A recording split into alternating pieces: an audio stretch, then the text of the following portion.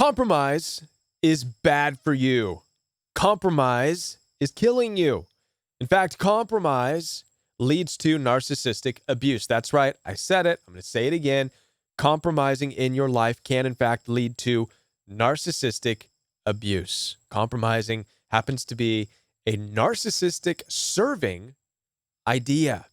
I'm going to share with you a concept that I came up with a long time ago when I started the Royal We Coaching program. And here it is. It's narcissistic abuse is oftentimes the consequence, not always, but oftentimes the consequence of being with people you have no business being with. Doing things that you have no business doing and going places that you have no business going. And now some of y'all might be saying, oh, thanks for the victim shaming. Listen, hear me out. If you are being abused right now by anybody, mentally, verbally, or emotionally, it doesn't matter if it's from your mom, your aunt, your uncle, brother, sister, boss, boyfriend, girlfriend, husband, wife, if you're being abused by them, you really have no business being with them, right? If you are doing things that go against your moral compass, then what business do you even have doing these things? If you're going places that make you uncomfortable, to be around people who make you uncomfortable, then what business do you have going around these places? So you can see the truth behind this statement. And now watch this. If this is true, if narcissistic abuse can often be the consequence of these things, being with people you have no business being with, doing things you have no business doing, going places you have no business going, then what is it that takes you there? What's the vehicle that puts you with people you have no business being with? What opens the door to doing things you have no business doing? What gives you the green light to go to places that you have no business going? Compromise.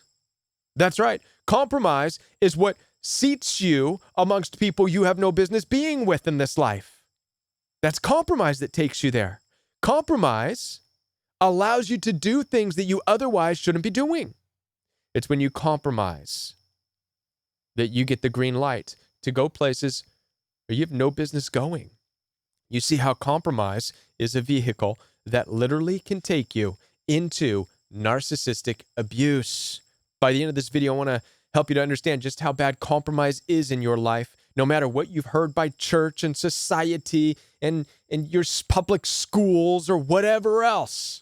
I'm going to show you how compromise has been hurting you. More importantly, I'm going to give you an alternative so that you can live your life without compromise, because you deserve to live a life that's truly, authentically you without compromise. And I promise you, it's a much better life, and it doesn't include narcissistic abuse. Let's go there. Are you ready? My name is Kevin, and this is the Royal We. Now, before I do continue with this very important message about compromise and how bad it is for you and how it leads to narcissistic abuse, I want to let you know that I am here to support you. Down in the description box, right below this video, you will find a link to schedule one-on-one time with me. Simply click on that link. It will take you to my scheduling center where you can choose a video call with me or a telephone call with me. Once you hit that button, you can select the date that you want and the time, and bing, bang, boom. It is that simple. So for those of you who are looking for some support right now so that you can stop compromising with your family members, with your boyfriend, girlfriend, aunt, uncle, bosses, coworker, whomever, head on down there, schedule some time with me. I'd love to be able to work with you through this. Also, I do have a coaching program. Now, the coaching program is live and in person each and every day, just like this, but it's community-oriented. It's more intimate, where we get to ask questions and talk about things on a daily basis. So if you're looking for something like this, but on the daily, consider joining the Royal We Coaching program. Now, let's get into this. Before I do get into what I have to say and my own opinions, I want to look at the definition. Shall we? Let's go ahead and look at the definition of compromise so we can have a better understanding of what it is we are up against. Now, we're going to look at the verb of compromise because really that's what we're paying attention to anyways, right? It's the action of compromising that I'm going to show you how it gets us into trouble. So the verb of Compromising says this. It has 3 definitions. It's like a narcissistic triangle here, right? We're going to see how they work together against you in this life. Number 1, the verb of compromise is to settle a dispute by mutual concession. To settle a dispute by mutual concession. By the way, it's number 1 as a verb, but it's also the best case scenario. So the best that compromise has to offer you in this life is to settle a dispute by mutual concession. It doesn't mean you're gaining anything. It means you're settling a dispute, right? By mutual concession. You're conceding. You're giving up in a way. And they're giving up in a way. And you're okay, whatever. That's number 1. That's the best compromise can do. From there, it just gets into the territory of becoming subtractive. And you're going to see why. Number 2, the second form of the verb, it's accepting standards that are lower than desirable. Accepting standards that are lower than desirable. This is where it's getting into subtractive territory. This is where it gets into compromise is not adding anything to your life. You've been told that compromise adds to your life. It doesn't. It subtracts. It causes you to accept standards that are lower than desirable. That's the second verb form of the word compromise. And this is problematic because then it goes into number 3. Are you ready for number 3? This is the worst form of compromise, and it actually is to be compromised. Compromise causes you to become compromised. Say that again. Compromising causes you to become compromised. Watch number 3. Bring into dispute or danger by indiscreet, foolish, or reckless behavior. This is that old adage, right? The ship has been compromised, Captain, meaning something has intruded into the vessel and now it's at risk. It's a danger of being destroyed, of dying.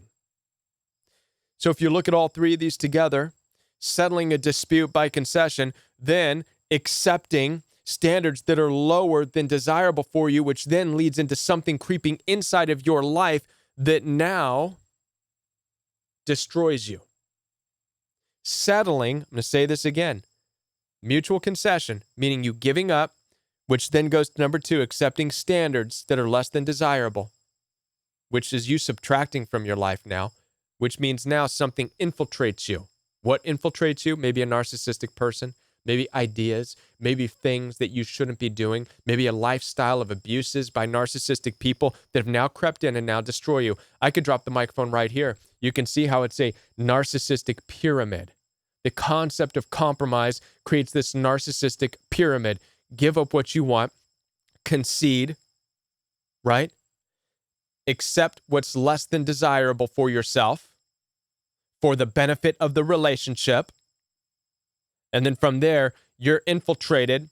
Now you're at risk to be destroyed. Listen, this doesn't just happen within your intimate relationships. I think we've seen this in our lives, even in the political world.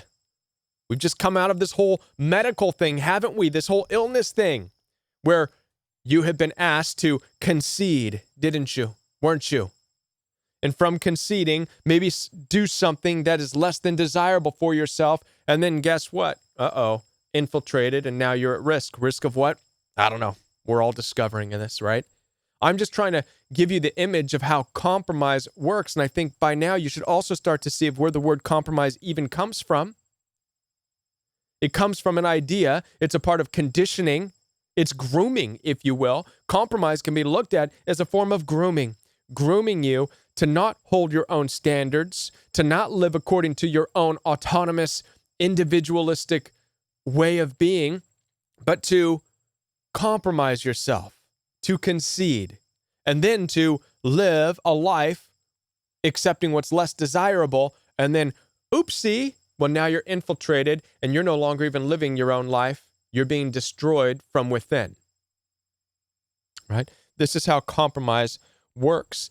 Now, for all those who say that compromise is only good, let's continue to see by definition what some of the issues are with compromising. How much compromise in a relationship is okay? It says this, the bottom line, little compromises are natural and unavoidable, but be careful not to give up too much of what is important to you. It even says it right there. For the sake of a relationship that should help affirm you, who you already are. That's from a doctor, Mark D. White. He's giving you the warnings right there. Let's see if there's any other warnings. How about this? What is something you should never compromise in a relationship?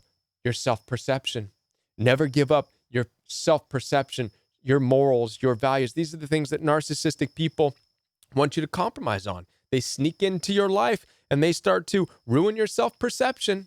They start to tell you you're this and you're that. And if you don't give in to what they have to say, you're selfish and you're judgmental and you're the toxic one and you aren't doing anything they want. You don't do anything. You're too selfish, right?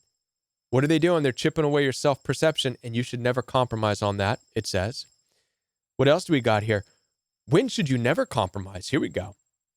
Common things people value that they do not compromise include family and important relationships, integrity, self-respect, and respect of others.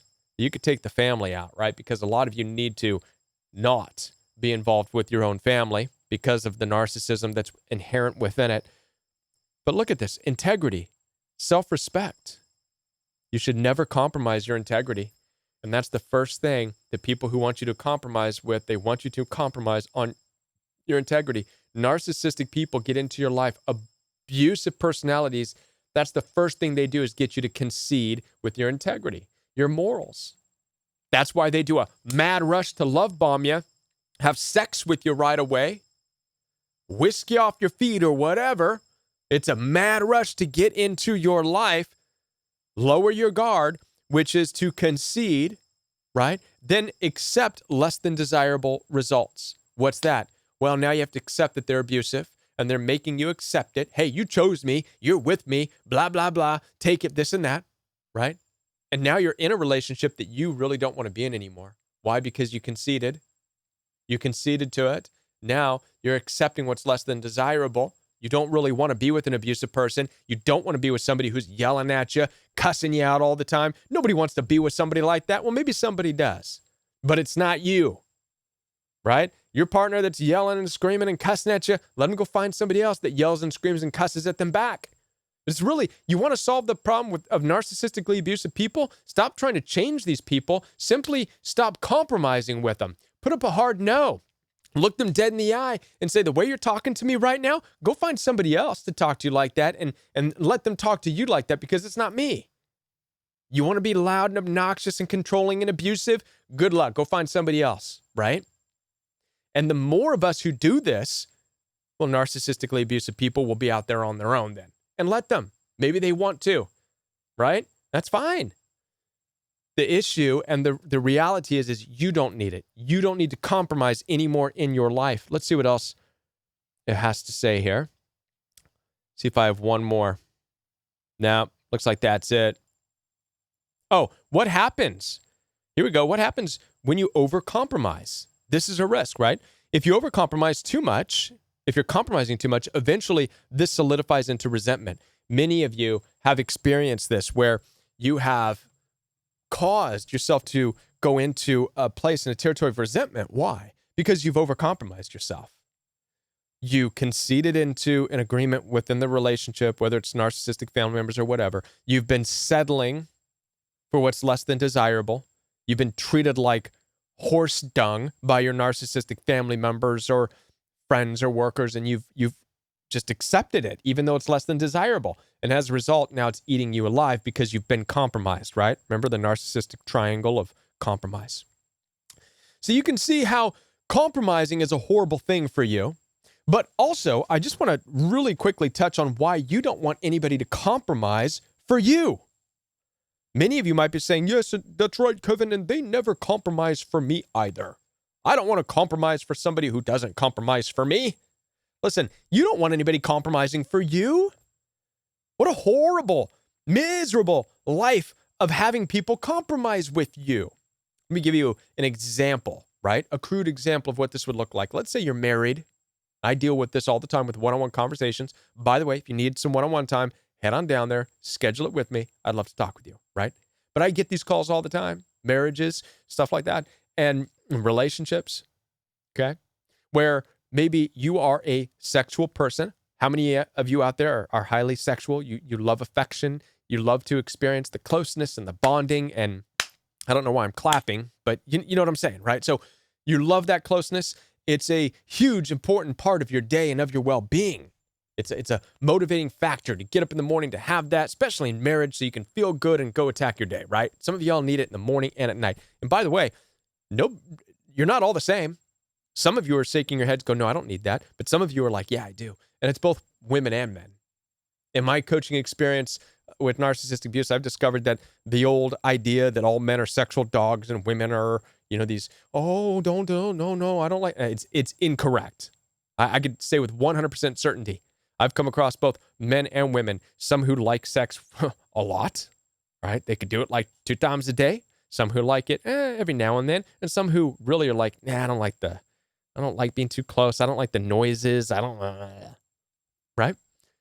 The goal is to understand all these differences. And when you pick a partner in life, accept who you are. Don't be a freaking liar about it. Accept who you are and find somebody who's like you. That's where we're going to get to by the end of this video, so you don't have to compromise. It's about accepting yourself, right? But let's say you're married. You're in a counselor's office. The best a counselor can do is say, oh, we'll learn to compromise with each other. If you like sex and you don't really like, well, look, compromise. Compromise with your wife. She wants affection. Compromise with her. And you're thinking, oh boy, finally, my spouse is going to compromise with me. Yeah. How exciting, right? So here's what your affection is going to look like. For the future, it's going to look like this. All right. Is this good? Are we done? Is that enough? I mean, I've given you your affection. I'm compromising with you. Is it good enough? Yay. That's going to be the rest of your life of being with somebody who's compromising for you. Do you see how kind of just sad it is to have somebody compromising for you? Let's say you like to travel and the person you've chosen to be with doesn't like to travel, right? And so once again, in the territory of, well, let's compromise. Well, here's what that looks like. You're out traveling. You're excited to rip the curtains open, explore this new world. And you're like, hey, let's go explore. And your spouse or partner is going to be like, really? Already? You're ridiculous. Didn't we go out yesterday? Didn't we already go for a walk? Can't we just sit in? Can't we put a movie on this TV in the hotel room? Can't we just go? I just want to stay in. Can't we just sleep? Whatever. That's what it's going to look like with somebody who's compromising with you. See, they're half-assing what you really love to do. Do you see what a miserable experience and what a miserable life you live when you not only compromise with somebody else, but the best you can hope for is their version of compromising with you. Do you see how miserable it is? I hope by now you're in agreement. Like, yeah, Kevin, compromise sucks. And compromise does, in fact, end up abusive. So what do you do instead, right? Let's talk about this. The number one thing to do instead is what I mentioned earlier. Become honest. If you want to live a life without compromise, accept who you are. Become honest about who you are. Stop lying to yourself and other people. Stop saying, yes, I'm okay with that when you're really not. Oh yeah, I'll go along with that when you really don't want to. Okay, I guess I'll give this a try when it's not good for you. Again, this goes back to what I opened this whole program up with, right? I'm going to go back here. We're going to go back and look at this together. Narcissistic abuse is often the consequence of being with people you have no business being with, doing things you have no business doing, and going places you have no business going. Right? Which is what? That's right. It's dishonesty is what it is when you think about it. So accepting yourself in this life and accepting everything about you, down to the T, accept whether or not you like to travel, accept your level of faith, accept your level of spontaneity, accept your level of sexuality and affection, accept your level of violence and hostility, accept everything about you, accept you. This life is not about going on a self-discovery journey. I promise you that. I'm going to make another video talking about this, but you don't need to discover yourself. Nobody does. Here, for those of you who are trying to discover yourself, here's the issue you're going to run into. Wherever you go, there you are. You're never going to discover somebody new out there looking at yourself in the mirror. All you got to do is accept yourself. This is something that's hard. Maybe there's a lot of guilt in your life, a lot of shame in your life. Maybe you didn't have an encouraging, supporting loving family or school or teachers or anybody to help you truly accept who you are. I've been there too, I know, because I have an ADHD mind. And I've oftentimes struggled with teachers and people of power and control over me who always had a hard time with me. Why? Because I just don't pay any attention to them. They don't like that. The controlling, narcissistic personalities in the world that believe everybody's got to do what they say. Some of you, myself included, ADHDers are just people who are highly independent. You're always going to be at odds with the world and with people who are narcissistic and want to control you. We're even seeing this in the political world. A lot of us, not the majority, but a lot of us stood up against what the world and the medical industry, what they all said we should have to do and blah, blah, blah. A lot of us stood and said, nope, not going to do that. Ooh, they didn't like it. They didn't like it. But thank God, we do have freedoms. We're able to exercise these freedoms, right? And when it comes down to it, you do not have to compromise yourself so that you can be infiltrated and destroyed and killed for the sake of what somebody else thinks you should do. Okay? Don't allow that in your personal lives. Don't allow it in any part of this life. Be true to yourself. Accept who you are. Accept your gifted mind. Accept the things you enjoy in life. And here's where you don't have to compromise. Once you accept who you are, now you get to, are you ready? You get to choose somebody to join and partner you in your life. Somebody who's like you. Somebody who shares the same things that you like. Who shares in a similar affection lifestyle as you. Who shares in the same beliefs. Who shares in your desire to travel, who shares in your desire to have deep conversations, who shares in your intimacy. And this is what you want. And when you find this, you don't have to compromise. Now you just get to experience life together. And that's what this life is about. Navigating it and experiencing it together without compromise. As I said before, for those of you who are looking for support, if you need help understanding this further, head on down below this video and click on that link. Schedule some time with me. Don't wait. Click that link right now. It'll take you to my appointment page. Simple as that. Choose a telephone call or a video call, and I'll be ready to talk with you. All right? Let's do this. Bing, bang, boom. It's easy. Schedule an appointment with me. And I'll be back with more videos for you right here on the Royal We. Bye, everyone.